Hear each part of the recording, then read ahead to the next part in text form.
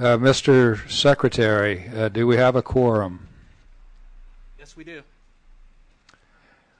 The meeting is properly constituted, and I call the meeting to order.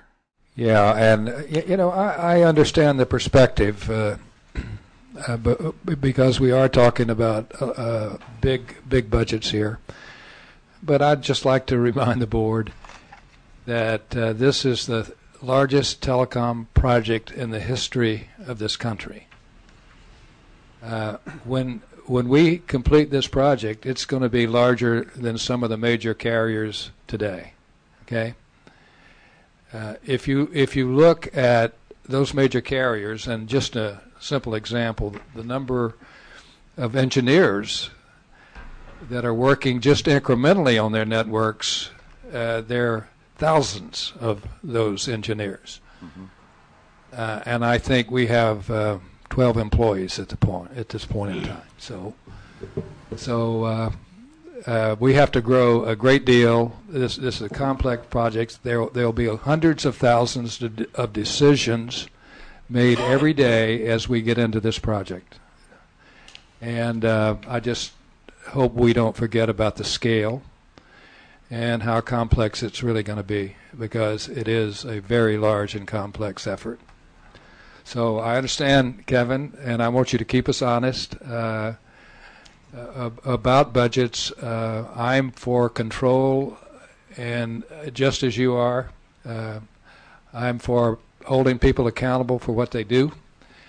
And if we don't get results, we'll change it and make sure that we do. So, but this is not a small project in the northern part of Maine. I mean, we've got to cover every square meter of this United States with a wireless system, and that's going to be a big challenge. I always like to describe FirstNet as a reverse startup. FirstNet has some funding, FirstNet has a board, but FirstNet doesn't really have a management team to date. And the plan needs to now describe how does the business grow from 0 employees to a break-even business.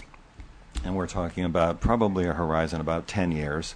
So this will give you a look at 10 years. That'll include the user fees that would be paid by, estimated by us being paid by the states or by local users.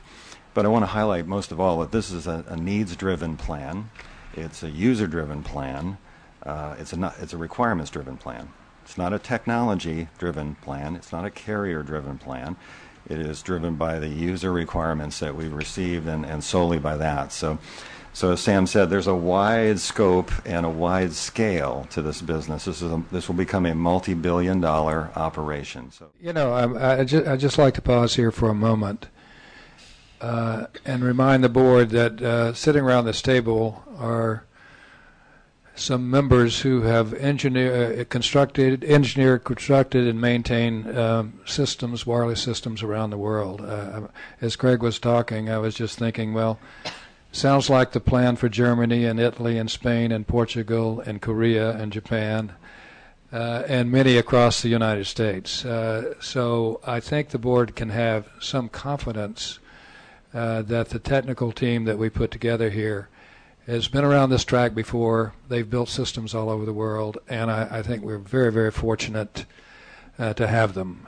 They know what they're doing. We've got to make sure that all the increments are laid out and understood by this board and approved by this board.